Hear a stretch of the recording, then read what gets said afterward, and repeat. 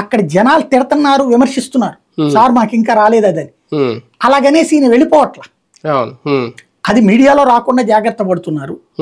ఆయన చుట్టూ ఉండేటటువంటి కెమెరాలో వరకు, అంటే వరదల్లోకి జనాలు మీడియా అందరిని తీసుకెళ్తలేదు కదా, తన వెనకాల వచ్చేటటువంటిదే కదా, అది కాస్త మ్యూజిక్ లాంటిది వేసేసి జాగ్రత్త పడుతున్నారు. బట్ అలాగని పారిపోవట్ల, ఆగిపోవట్ల. జగన్ అట్లాంటి వాటికి భయపడినే వెళ్ళడం, అయిపోయాక వెళ్తాడు, అక్కడ నిలదీస్తారని తెలిసి. ఇక్కడ ఇప్పుడు కోపం వచ్చినప్పుడు ఆయన కాసేపు తిట్టనియాలి, తిట్టనిచ్చేస్తా కోపం పోద్ది.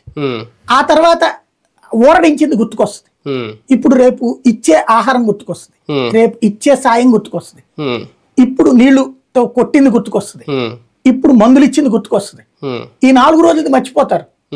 అలా మర్చిపోవాలంటే నువ్వు జనంలోనే ఉండాలి. కానీ ఇక్కడ ఏంటంటే బాబు గారిని హైలైట్ చేయడంలో తప్పని నేను అనట్లేదు. ఆయన నిజంగా కష్టపడుతున్నారు, పని రాక్షసుడే. ఆయన ఉండబట్టి అధికారులు రావడం 30% కూడా వచ్చారేమో. కానీ ఇంకా అధికారులు పనితీరు నిర్లక్ష్యంగానే ఉందా? ఇంకా ఇప్పటికేదో గళ్ళు పడుతున్నాయి, ఇంకా నీళ్ళు వస్తున్నాయి, ఇంకా ఆ వరద ఫ్లోటింగ్ పెరుగుతుంది అంటుంటే దానికి సంబంధించి మొన్నటి వరకు ఎలాగా ముందు అలర్ట్ చేయలేదు, అప్రమత్తం చేయలేదు, ఇప్పుడు కూడా చెయ్యట్లేదా? ఇప్పుడు కూడా సైలెంట్గా ఉంటున్నారా? ఇప్పుడు అధికార యంత్రాంగానికి సంబంధించి మనం రివ్యూ పెట్టడం ఒక ఆస్పెక్ట్, సమన్వయం చేసుకోవడం ఒక ఆస్పెక్ట్, విధులు కేటాయించడం ఒక ఆస్పెక్ట్. చిన్న ఎగ్జాంపుల్ చెప్తా నేను.